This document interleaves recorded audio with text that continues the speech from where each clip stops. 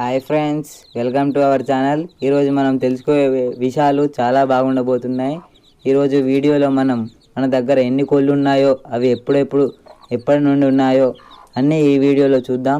ఇప్పుడు మన దగ్గర మొత్తం 9 కోళ్ళు మాత్రమే ఉన్నాయి. నేను మిగతా కోళ్ళన్నీ సేల్ చేశాను. ఇప్పుడు నేను మళ్ళీ కోళ్ళను అయితే తీయాలి. అందుకే మన దగ్గర 9 కోళ్ళు అయితే ఉన్నాయి. అందులో మనకు ఈ కోడి పిల్లను అయితే తీసింది.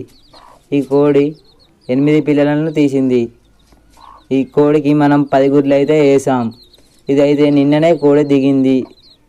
ఈ కోడి పిల్లలకు వెచ్చగా ఉండాలని మనమైతే ఈ జాల్లో వేసాం.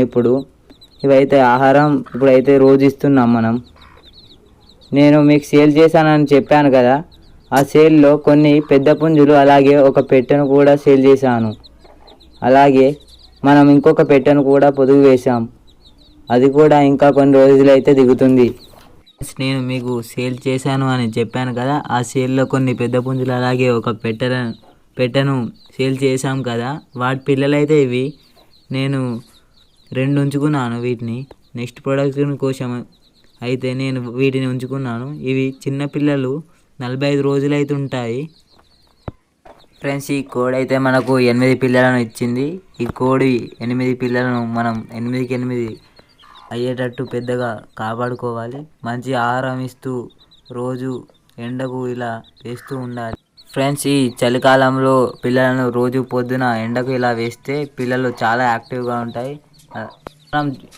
మనం ఈ చిన్న పిల్లలకు ఫీడ్ వేసేటప్పుడు చాలా జాగ్రత్తగా వేయాలి. వీటికి అరిగేవి వేయకూడదు. ఎలా అంటే మనం వడ్లు అలాగే బియ్యం ఇవన్నీ పెద్దవి వేయద్దు. ఫ్రెండ్స్, నేనైతే ఈ పిల్లలకు నూకలైతే వేశాను. మనమైతే ఈ ఛానల్ను కొత్తగా స్టార్ట్ చేశాము. నాకు మీ సపోర్ట్ అయితే ఎంతో అవసరం. మీరు మాత్రం మరిన్ని మంచి వీడియోల కోసం మన ఛానల్ని అయితే సబ్స్క్రైబ్ చేసుకోండి.